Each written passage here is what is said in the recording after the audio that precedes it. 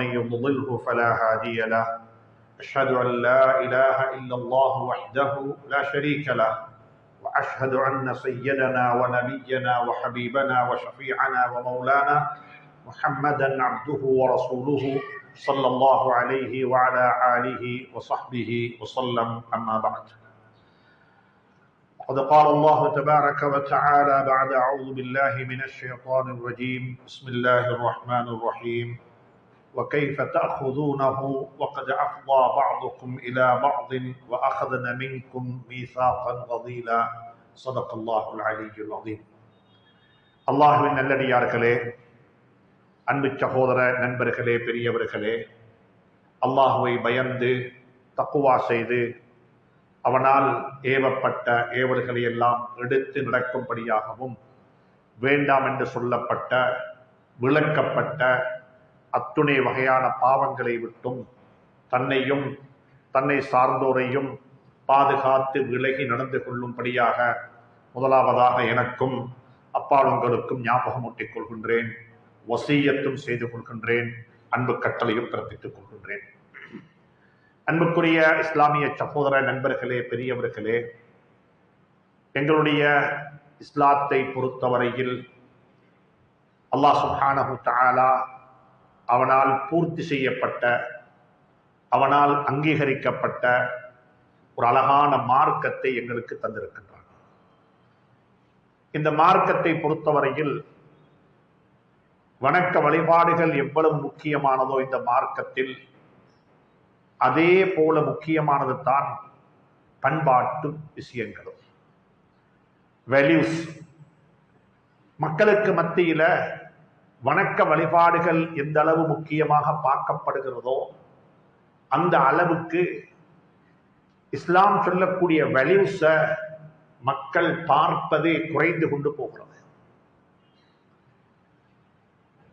ஒரு காலமும் இல்லாத அளவுக்கு மக்களுக்கு மத்தியில் வணக்க வழிபாடுகளில் ஒரு வகையான முன்னேற்றம். சுபஹு தொழுகையாக இருக்கலாம், இஷாவுடைய தொழுகையாக இருக்கலாம், உம்ராக்கள் ஹஜ்ஜுகளாக இருக்கலாம், நோம்புடைய காலமாக இருக்கலாம். இப்படியாக பார்க்கும் பொழுது மக்களுக்கு மத்தியில் வணக்க வழிபாடுகள் என்பது ஒரு இடத்தை அடைந்திருக்கிறது. அல்ஹம்துலில்லாஹ். சிந்திக்க வேண்டிய விடயம் என்னவென்று சொன்னால், எங்களுடைய வாழ்க்கையில் பண்பாடுகள் எந்த அளவுக்கு இருக்கிறது. குர்ஆன் கத் அஃப்லஹல் முஃமினூன், முஃமின்கள் வெற்றி பெற்று விட்டார்கள் என்று சொல்லிவிட்டு அந்த முஃமின்கள் யார் என்று சொல்லும் பொழுது அல்லாஹ் ரெண்டையும் இணைத்து சொல்லி இருக்கின்றான். அல்லதீனஹும் ஃபீ ஸலாத்திஹிம் ஹாஷிஊன். முதலாவது அல்லாஹ் சொல்லுகிறான், அவர்கள் தொழுகையில் உள்ளச்சம் இறையச்சம் உள்ள மக்களாக இருப்பார்கள் என்று சொல்லிவிட்டு அடுத்ததாக அல்லாஹ் சொல்லுகின்றான் பண்பாட்டை பற்றி. வல்லதீனஹும் அனில் லக்வி முஅரிதூன். அவர்கள் யார் என்று சொன்னால், எந்த விடயத்தில லாபம், எந்த விடயத்தில உலகத்திற்கோ ஆகிறதுக்கு எந்த பிரயோசனம் இல்லாத விடயங்களை விட்டும் அவர்கள் எப்பயுமே ஒதுங்கி நிற்பார்கள். ஜகாத்தை பற்றி சொல்லுகின்றான், ஜினாவை பற்றி சொல்லுகின்றான். ஜகாத் என்பது வணக்க வழிபாடாக இருந்தால் மக்களுக்கு மத்தியில் விபச்சாரம் என்பது ஒரு மானக்கேடான கர்மம். அதை விட்டு எங்களை நாங்கள் பாதுகாத்துக் கொள்ள வேண்டும். அமானிதங்களை நிறைவேற்றுவதை பற்றி சொல்லுகின்றான். அமானிதங்கள் எப்படி நிறைவேற்றப்பட வேண்டும், வாக்குறுதிகள் எப்படி நிறைவேற்றப்பட வேண்டும். இப்படியாக அன்புக்குரிய நண்பர்களே, சகோதரர்களே, அல்லாஹ் சுப்ஹானஹு தஆலா பண்பாட்டை பற்றி மிக அதிகமாக குர்ஆனில் கதைத்திருக்கின்றார். நாங்கள் எல்லாரும் யோசிக்க வேண்டும். ஹஜ்ரத் ரசூலுல்லாஹி ஸல்லல்லாஹு அலைஹி வஸல்லம் அவர்கள் 21 வருஷ முயற்சிக்கு பிறகு மக்கா முக்கர்ரமாவுடைய காபத்துல்லாவை கைப்பற்றுகின்றார்கள். காபா, மக்கா, மதீனா, இந்த உலகம் ஹஜ்ரத் ரசூலுல்லாஹி ஸல்லல்லாஹு அலைஹி ஆட்சியின் கீழ் வந்து விட்டது. அவர்கள் கையில காபத்துல்லாவுடைய சாவி எடுத்துட்டாங்க. உலகம் அவர்களை அங்கீகரித்து விட்டது. இந்த சந்தர்ப்பத்தில் கூட அல்லாஹ் சுப்ஹானஹு தஆலா இறக்கின குர்ஆன் ஆயத்து இருக்கிறதே, ஒரு ஆச்சரியமான குர்ஆன் ஆயத்து. வெற்றி எப்படி கொண்டாடப்பட வேண்டும், உங்களுக்கு கிடைக்க வேண்டிய ஒன்று கிடைத்து விட்டது, நீங்க இப்ப என்ன செய்ய வேண்டும்? சுப்ஹானல்லாஹ். மக்காவுடைய வெற்றிக்கு பிறகு இறங்கின முதலாவது ஆயத்து என்ன தெரியுமா? ரெண்டு விஷயம் தான். அல்லாஹ் சுப்ஹானஹு வ தஆலா சொன்னான், ஹஜ்ரத் ரசூலுல்லாஹி ஸல்லல்லாஹு அலைஹி வஸல்லம் அவர்களை பார்த்து, இன்னல்லாஹ யஅமுருக்கும் அன் துஅத்துல் அமானாத்தி இலா அஹ்லிஹா. அமானிதங்கள் நிறைவேற்றப்பட வேண்டும். காபத்துல்லாவுடைய சாவியை யாருடைய கையிலிருந்து நீங்க எடுத்தீங்களோ அவருடைய கையில் அந்த சாவியை திருப்பி கொடுத்துடுவோம். அவங்களுக்கு உங்களோட வீட்டோ பவரை பாவிச்சு அவங்களுக்கு வச்சுக் கொள்ள முடியாது. திருப்பி கொடுத்து விடுங்கள். இன்னல்லாஹ யஅமுருக்கும் அன் துஅத்துல் அமானாத்தி இலா அஹ்லிஹா. இரண்டாவது அல்லாஹ் சொன்னான், வைதா ஹக்கம்தும் பைனன் நாஸி அன் தஹ்குமு பில் அத்ல். மக்களுக்கு மத்தியில தீர்ப்பு சொல்ல வேண்டி வரும் உங்களுக்கு. நீங்க ஒரு நீதி அரசராக, நீங்க ஒரு ஜட்ஜாக இருந்து மக்களுக்கு மத்தியில தீர்ப்பு சொல்ல வேண்டி வரும். அந்த நேரத்தில் உங்களோட குடும்பம், உங்களுக்கு சப்போர்ட் பண்ணினவங்க, உங்களுக்கு தெரிந்தவர்கள் என்று பலரும் வரலாம். அனைவருக்கு மத்தியிலும் நீங்க நீதமாக நடந்து கொள்ள வேண்டும். சுப்ஹானல்லாஹ். மக்காவுடைய வெற்றிக்கு பிறகு இறங்கின முதல் ஆயத்தில் தான். அன்புக்குரிய நண்பர்களே, சகோதரர்களே, நாங்க கொஞ்சம் யோசிக்க வேண்டும். ஒவ்வொருத்தரும் யோசிங்கோ, எங்கட வாழ்க்கையில் இந்த விழும்பியங்கள் எங்க இருக்கு, இந்த வேல்யூஸ் எங்க இருக்கிறது? அதுல மிக முக்கியமான ஒன்றுதான் வாக்குகள் நிறைவேற்றப்பட வேண்டும். வாக்குறுதிகளை நாங்கள் அள்ளி கொட்டுகின்றோம், ப்ராமிஸ சொல்லுகின்றோம், ஆனா ப்ராமிஸ ஃபுல்ஃபில் பண்றோமா? வாழ்க்கையில வாக்குறுதிகளை நிறைவேற்றுகின்றோமா? குர்ஆன் சொல்லுகிறது, வஅஃபு பில் அஹ்த். நீங்க கொடுத்த வாக்கை நிறைவேற்றுங்கள். நாளை கியாமத்தில் இன்னல் அஹ்த கான மஸ்ஊலா. நீங்க கொடுத்த வாக்குறுதிகளை பற்றி விசாரிக்கப்படுவீர்கள். எதை செய்ய முடியாதோ அதை வாக்களிக்க வானம். எதை வாக்களித்தீர்களோ அதை செய்து முடித்து விடுங்கள். மறுவ சொல்லுகின்றான் சூரத்துல் அல்லாஹ் சுப்ஹானஹு, இன்னல்லாஹ லா யுஹிப்புல் ஹாயினீன். வாக்களித்து விட்டு வாக்கு மீறக்கூடியவர்களை அல்லாஹ் ஒருபோதும் நேசிக்க மாட்டான். வாக்களித்தீர்களா, வாக்கை நிறைவேற்றுங்கள். வாக்குல மோசடி செய்ய வேண்டாம். மீண்டும் குர்ஆன் சொல்லுகிறது, பலா மன் அவுஃபா பிஅஹ்திஹி வத்தகா ஃபஇன்னல்லாஹ யுஹிப்புல் முத்தகீன். முத்தகீன்களுக்கு அடையாளம் வாக்கை நிறைவேற்றுவார்கள். நீங்க தக்வாதாரி என்பதற்கு தஹஜ்ஜத் அடையாளம் என்று குர்ஆன் சொல்ல இல்ல. உங்களோட தொழுகையை அடையாளமாக குர்ஆன் இன்னவிடத்துல சொல்லி இருக்கிறது. குர்ஆன் இங்க சொல்லுகிற சூரா ஆல இம்ரான்ல சொல்லுகிறது, நீங்க ஒரு தக்வாதாரி, ஒரு முத்தகி, அல்லாஹ்வுடைய நெருக்கத்தை பெற்றவர் என்பதற்கு அடையாளம் என்ன தெரியுமா? நீங்க கொடுத்த வாக்கை நிறைவேற்றுவீர்கள். பலா மன் அவுஃபா பிஅஹ்திஹி வத்தகா ஃபஇன்னல்லாஹ யுஹிப்புல் முத்தகீன். சொல்லிவிட்டு அடுத்த ஆயத்துல சொல்லுகின்றான், யாரெல்லாம் வாக்கு மீறுகிறார்களோ. நான் நினைக்கிறேன் ஒவ்வொரு வியாபாரியும் இந்த ஆயத்தை தான் தந்த கடையில தொங்க விட வேண்டும். ஒவ்வொரு பிசினஸ் மேனும் இந்த ஆயத்தை, நான் இப்போ ஓதக்கூடிய சூரா ஆல இம்ரானுடைய 77வது ஆயத்து, இந்த ஆயத்தை எடுத்து தொட்டுங்க கடையில. இந்த ஆயத்தை தான் தொங்கோணும். நாங்க எல்லாரும் தொங்க வச்சிருக்கிறது ஸாலிக ஃபதுலுல்லாஹி யுஅதீஹி மன் யஷா மாஷா அல்லாஹ் என்று சொல்லி எங்களுடைய இஸ்லாத்தை மாஷா அல்லாஹ்வின் ஊடாக, எங்களுடைய இஸ்லாத்தை அல்லாஹ்வுடைய அருள் என்ற ஸாலிக ஃபதுலுல்லாஹ் என்ற ஆயத்தை கொண்டு அறிமுகப்படுத்தி இருக்கின்றோம். ஆனால் நாங்கள் எங்களுடைய இஸ்லாத்தை அறிமுகப்படுத்த வேண்டும். எப்படி அறிமுகப்படுத்துவோம்? யாரெல்லாம் வாக்கு மீறுவார்களோ, யாரெல்லாம் ப்ராமிஸ் பண்ணினதை நிறைவேற்றவில்லையோ, யாரெல்லாம் கொடுத்த ஒரு செக்க அதை ரிட்டர்ன் பண்ணி விட்டார்கள், கொடுத்த வாக்கு நிறைவேற்ற இல்லை, அவர்கள் யாரு? அவர்களுடைய நிலைப்பாடு என்ன? அவர்களுக்கு குர்ஆன் என்ன சொல்லுகிறது? அல்லாஹ் சொல்லுகிறான், சுப்ஹானல்லாஹ், உலாயிக லா ஹலாக லஹும் ஃபில் ஆখিরাহ. அவர்களுக்கு ஆகிரத்தில் எந்த ஒரு பங்கும் கிடைக்க மாட்டாது. நீங்க பெரிய ஆளா இருக்கணும், இது ஒரு செக் பவுண்ட் பண்ணினா வார தண்டனை தான். ஒரு ப்ராமிஸ பிரேக் பண்ணினா அல்லாஹ் சொல்றான், லா ஹலாக லஹும் ஃபில் ஆখিরাহ. ஆகிரத்தில் அவர்களுக்கு எந்த வகையான பங்கும் கிடையாது. நீங்க கற்பனை செய்து கொண்டு போக முடியும், எனக்கு அது இருக்குது, இது இருக்குது, அதை நான் செஞ்சேன், இதை செஞ்சேன், அப்படி சொன்னேன். அல்லாஹ் சொல்லுகிறான், இன்னல்லதீன யஷ்தரூன பிஅஹ்தில்லாஹி வ ஈமானிஹிம் ஸமனன் கலீலா. கொடுத்த வாக்கை, அல்லாஹ்வுடைய பேரை சொல்லி சொன்ன வாக்கை, நான் சொன்ன நம்புங்கோ என்று நம்ப வைத்த வாக்கை நீங்க நிறைவேற்றாம விட்டால், உலாயிக லா ஹலாக லஹும் ஃபில் ஆখিরাহ வலா யுகல்லிமுஹுமுல்லாஹ்.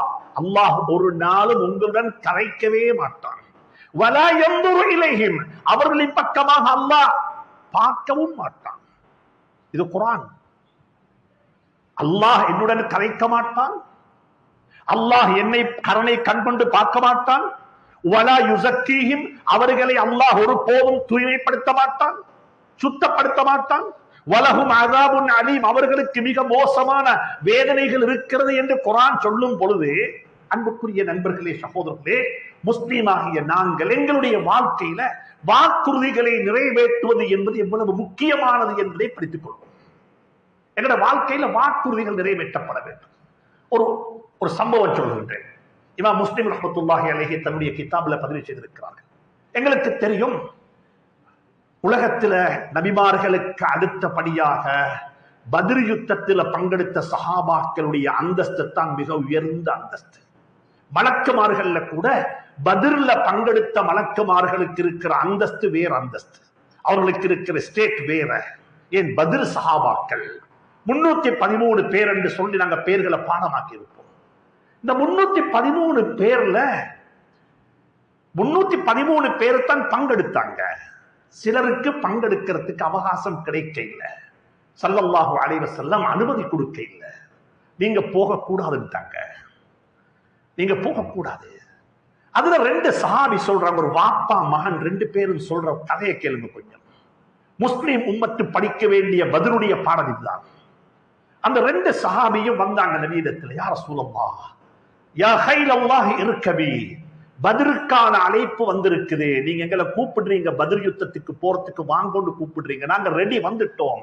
ஆனாலும் நாங்க மைக்ரேட் பண்ணக்குள்ள, மக்காவிலிருந்து மதீனாவுக்கு வரக்குள்ள பார்டர்ல வைத்து மக்கத்துடைய மக்கள் எங்களை நிறுத்தினாங்க. எங்க போறீங்கன்னு கேட்டாங்க. நாங்க சொன்னோம் மதீனாவுக்கு போறோம். இல்ல நீங்க ரசூலுல்லாஹ் முஹம்மதை பார்க்க போறீங்க, அவங்களோட சேர போறீங்க. இல்ல நாங்க அதுக்கு போக இல்லை, நாங்க மதீனாவுக்கு தான் போறோம் என்று சொல்லி நாங்க 2 மீனிங்ல சொன்னோம் மதீனாவுக்கு போறோம். அந்த நேரத்துல எங்கள்கிட்ட ஒரு ப்ராமிஸ் வாங்கி கொண்டாங்க. என்ன ப்ராமிஸ் தெரியுமா?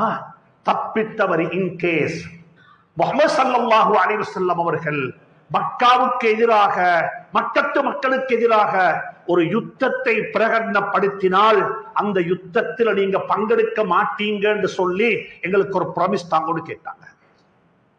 இது ஒரு அன்வாண்டட் ப்ராமிஸ், இது தேவையில்லாத ஒரு ப்ராமிஸ், இஸ்லாத்துக்கு எதிராக சொல்லப்பட்ட ஒரு ப்ராமிஸ், இஸ்லாத்துக்கு எகெயின்ஸ்டாக சொல்லப்பட்டது, இஸ்லாத்தை வளர்க்கறதுக்கு தடையாக சொல்றாங்க.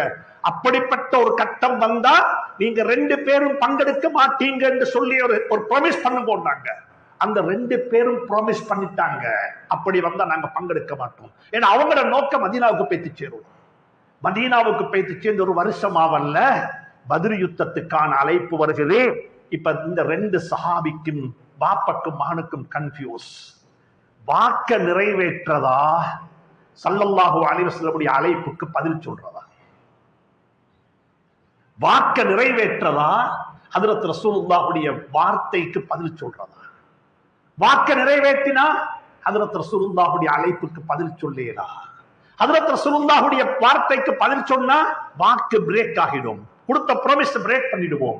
இப்ப 2 பேரும் போயிட்டு கேட்ட சந்தர்ப்பத்துல என்ன தெரியுமா சொன்னாங்க? ஸல்லல்லாஹு அலைஹி வஸல்லம், உங்க 2 பேருக்கும் எந்த அனுமதியும் இல்லை அந்த யுத்தத்துல பங்கெடுக்கிறதுக்கு. உங்களுக்கு அனுமதி இல்லை, நீங்க 2 பேரும் போய்த்துடுங்க.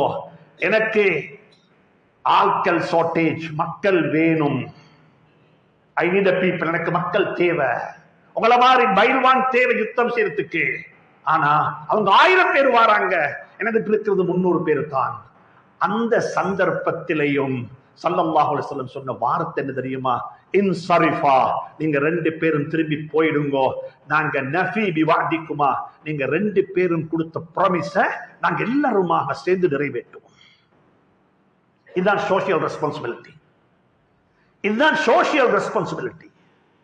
சொன்னாங்க ஸல்லல்லாஹு அலைஹி வஸல்லம், நீங்க கொடுத்த வாக்க நீங்க நிறைவேற்றும் போது சொன்னீங்க இன்சரிஃபா, நீங்க 2 பேரும் திரும்பி போங்க, உங்களுக்கு பங்கெடுக்க இயலாது. ஆனா நீங்க 2 பேரும் கொடுத்த வாக்க இந்த மதீனத்தில் வாழக்கூடிய எல்லா மக்களுமாக சேர்ந்து நிறைவேற்றுவோம். அன்புக்குரிய நண்பர்களே, சகோதரர்களே, வாக்கு நிறைவேற்றப்பட வேண்டும் என்பதை நன்றாக புரிந்து கொள்வோம். இன்றைக்கு நான் சொல்ல வந்தது, கொடுத்த வாக்கு ஒரு மிக முக்கியமான வாக்கு என்ன தெரியுமா? நாங்க திருமணத்தில் கொடுத்த வாக்கு. நாங்க எல்லாரும் வாக்கு கொடுத்திருக்கின்றோம். ஒரு நிக்காஹ்ல ஒரு ஃபார்ம்ல சைன் பண்ணி இருப்போம். விருப்பம் விரும்பியோ விரும்பாமலோ தெரிந்தோ தெரியாமலோ கபில்து நிக்காஹா சொல்லி இருப்போம். இந்த ப்ராமிஸை பத்தி குர்ஆன் என்ன சொல்றது? இந்த பிரமிஸை பத்தி குர்ஆன் என்ன சொல்றது? நான் இப்படி சொன்னா அவளுக்கு இது விளங்கும் நினைக்கிறேன். குர்ஆன் அல்லாஹ் சுப்ஹானஹு வ தஆலா நபிமார்களுக்கு வேதத்தை கொடுத்தான். குர்ஆன், இன்ஜீல், தௌராத், ஜபூர், சுஹ்ஃபுகளை கொடுத்தான். இந்த எல்லாத்தையும் கொடுக்கும் பொழுதும் சும்மா கொடுக்க இல்ல, அல்லாஹ் ஒரு உடன்படிக்கை செஞ்சு கொண்டான், ஒரு எக்ரிமெண்ட் போட்டுக் கொண்டான். அல்லாஹ் சொல்லுகிறார் குர்ஆன்ல, நாங்கள் இதை கொடுக்கும் பொழுது வைத அஹதனா மினன் நபிய்யீன மீசாகஹும் வ மின்க வ மின் நூஹின் வ இப்ராஹீம வ மூஸா வ ஈஸா வ அஹதனா மின்ஹும் மீசாகன் கலீலா. தௌராத்த சும்மா கொடுக்க இல்ல, குர்ஆன சும்மா கொடுக்க இல்ல. இதை கொடுக்கும் பொழுது அந்த நபிமார்களிடம் இருந்து ஒரு உடன்படிக்கை செஞ்சு கொண்டோம். ஒரு கடுமையான உடன்படிக்கை, ஒரு கடுமையான உடன்படிக்கை, திட்டவட்டமாக திடகாத்திரமான உடன்படிக்கை, ஒரு கெட்டியான உடன்படிக்கை. சுப்ஹானல்லாஹ் சொன்னாங்க, இதில் இருக்கிற எதையுமே மறைக்க கூடாது, இதில் எதையுமே ஆட் பண்ணக்கூடாது, இருக்கிறத இருக்கிறபடி அப்படியே எத்தி வைக்க வேண்டும் என்று சொல்லி அந்த நபிமார்களிடத்துல நாங்கள் ஒரு சத்திய பிரமாணம், ஒரு உடன்படிக்கை செய்து கொண்டுதான் இதை கொடுத்தோம் என்று அல்லாஹ் சொல்லுகிறார். இந்த மீசாக்கன் கலீலா என்ற வார்த்தைக்கு தானே இதே வார்த்தையைத்தான் அல்லாஹ் நிக்காஹிலையும் சொல்லுகிறார். நபிமார்களுக்கு வேதத்தை கொடுக்கும் பொழுது சொன்ன வார்த்தை மீசாக்கன் கலீலா. அல்லாஹ் சொல்லுகிறான், உங்களோட மாமா, உங்களோட வைஃப்ல கார்டியன், உங்களோட வைஃப் உங்களுக்கு தரக்குள்ள அவர் சொன்ன வார்த்தையும் நீங்க சொன்ன கவிழ்த்தும் இருக்கிறதே, இதுவும் மீசாக்கன் கலீலா. மீசாக்கன் கலீலா இது ஒரு கட்டியான். இதை பிரேக் பண்ண முடியாது, இதை பிரேக் பண்ண இயலாது. அப்ப பிரேக் பண்ண இயலாண்டாலும் மார்க்கம் சொல்லி இருக்குது, இதுல ஒரு போஷனை மட்டும் உங்களுக்கு தேவைண்டா பிரேக் பண்ணிடும், ஒரு போஷனைத்தான். இதை கொஞ்சம் நல்லா புரிஞ்சு கொள்ளுங்க. கபில்து நிக்காஹா சொன்ன எக்ரிமெண்ட் இருக்குது, இந்த எக்ரிமெண்ட்டை யாருக்குமே பிரேக் பண்ண இயலாது. உங்களுக்கு பிரேக் பண்றதுக்கு அல்லாஹ் சுப்ஹானஹு வ தஆலா ஒரு போர்ஷன்ல மட்டும் ஒரு அனுமதி தந்திருக்கிறார். ஒரு அனுமதி, ஒரு போர்ஷன்ல, எல்லாத்திலையும் அல்ல. உங்களுக்கு என்ன பிரேக் பண்ணது தெரியுமா? உங்களோட வைஃப உங்களுக்கு வேணும்னா டிவோர்ஸ் பண்ண ஏலும், வைஃப்ட குடும்பத்தை டிவோர்ஸ் பண்ணேலாம். அந்த ரிலேஷன்ஷிப்பால் உருவான புள்ளைய டிவோர்ஸ் பண்ணேலாம்.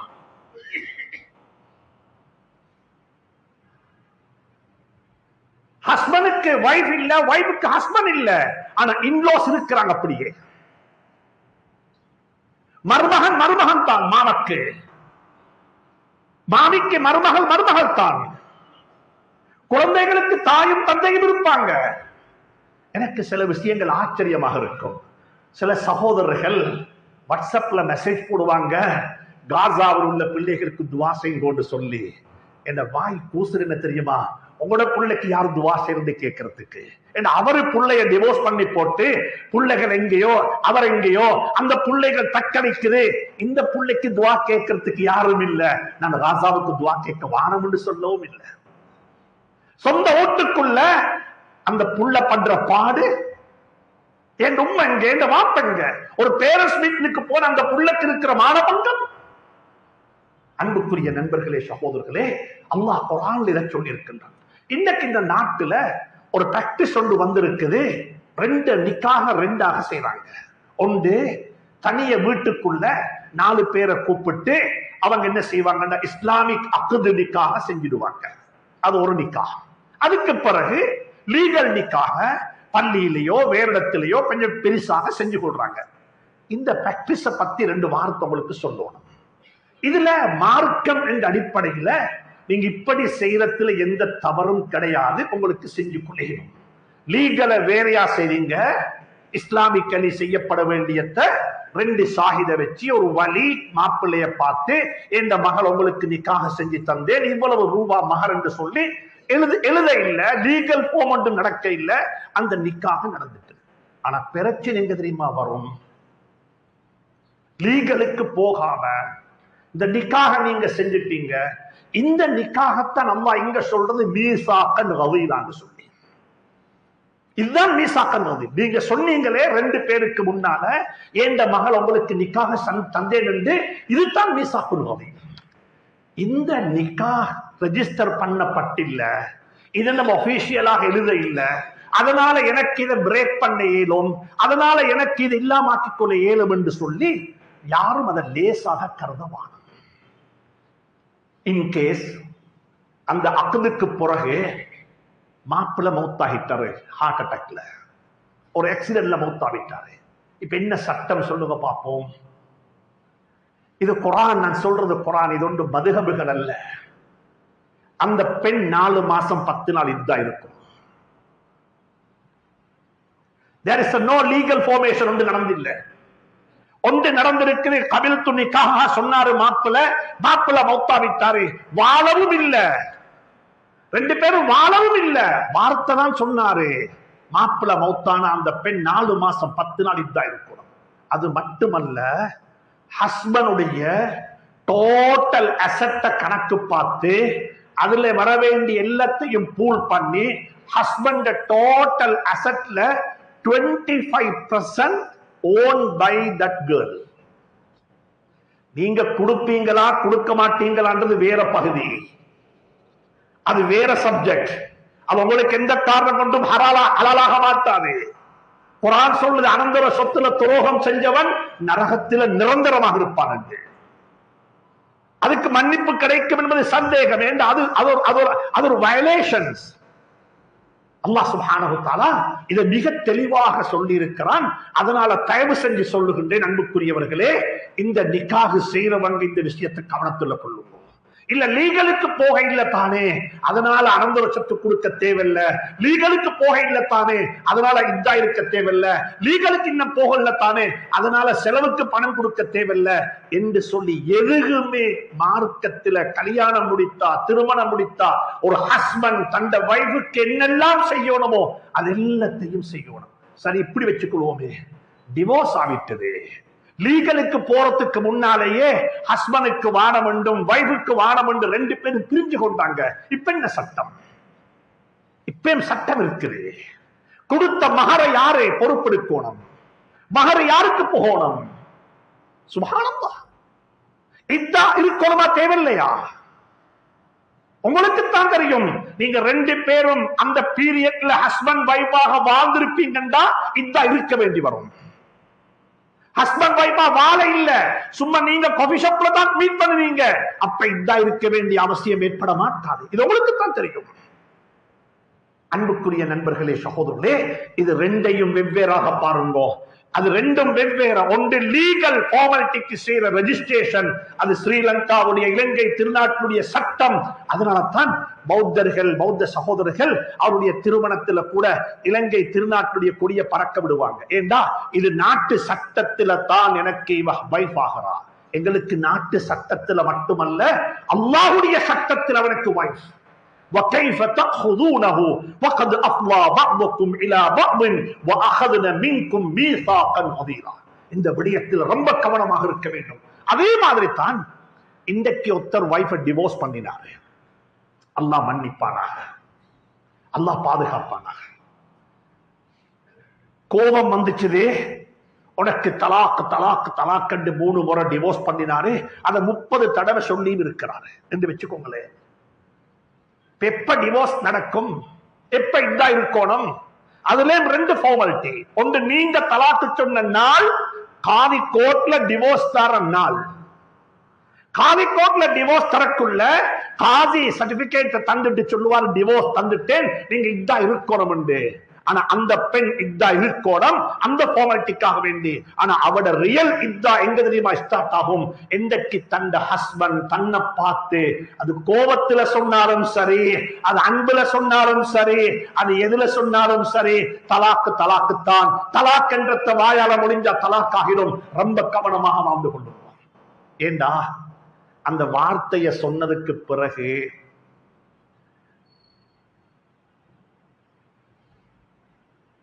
நாங்க மறுவ சேர்ந்து வாழ்ந்து மறுவொரு புள்ளைய பெத்தெடுத்தா அந்த புள்ளைக்கு அல்லாஹுடைய மார்க்கத்தில் என்ன பேரு? அல்லாஹுடைய மார்க்கத்துடைய விளையாடவான், அல்லாஹுடைய மார்க்கத்துடைய விளையாடவான்.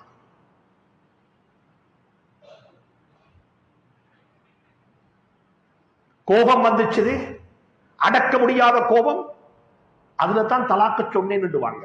தலாக்கு யாரும் சந்தோஷத்துல சொல்றது இல்லை. தலாக் என்றதே கோபத்துல சொல்றது. அப்படியும் சொல்லக்கூடாது. தனிய பேசப்பட வேண்டிய தலையங்கம். உலமாக்களை நாடி அணுகி இந்த சட்டத்தை படித்துக் கொள்ளுங்கள்.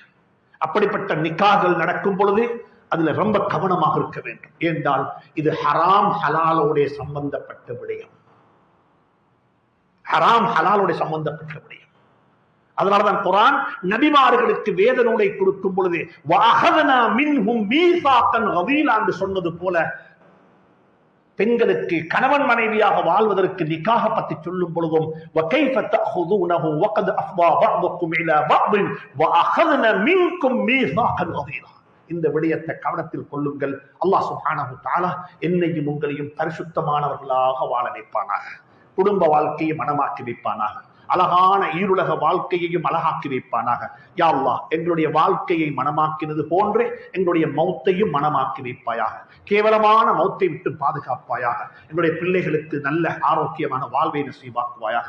உலகத்தில் முஸ்லீம்கள் எங்கெல்லாம் கஷ்டப்பட்டுக் கொண்டிருக்கிறார்களோ யா அல்லாஹ், அந்த முஸ்லீம்களுக்கு ஈடட்டமான வாழ்வை நசீபாக்கிடுவாக யா அல்லாஹ். குறிப்பாக காசாவுடைய முஸ்லீம்கள் யா அல்லாஹ், பலஸ்தீனத்துடைய முஸ்லீம்கள் யா அல்லாஹ், பார்ப்பதற்கும் கேட்பதற்கும் கவலையாகவும் கஷ்டமாகவும் இருக்குது யா அல்லாஹ்.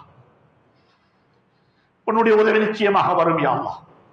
உன்னுடைய உதவி நிச்சயமாக வரும் யா அல்லாஹ். அந்த உதவிகள் வருவதற்கு எங்களுடைய குணம், எங்களுடைய நடத்தைகள் தடையாக இருக்கிறது யா அல்லாஹ். அந்த மக்களுக்கு உதவி செஞ்சிடுவாக யா அல்லாஹ். அந்த பச்சிலன் பாலகர்களுக்கு உதவி செஞ்சிடுவாக யா அல்லாஹ். அந்த சிறார்களுக்கு உதவி செஞ்சிடுவாக யா அல்லாஹ். இஸ்லாத்தையும் முஸ்லீம்களையும் பாதுகாத்திடுவாக யா அல்லாஹ். நம் அனைவருடைய வாழ்க்கையை மனமாக்கி வைப்பாயாக. வஆஹிரு தஅவானா அனில் ஹம்துலில்லாஹி ரப்பில் ஆலமீன்.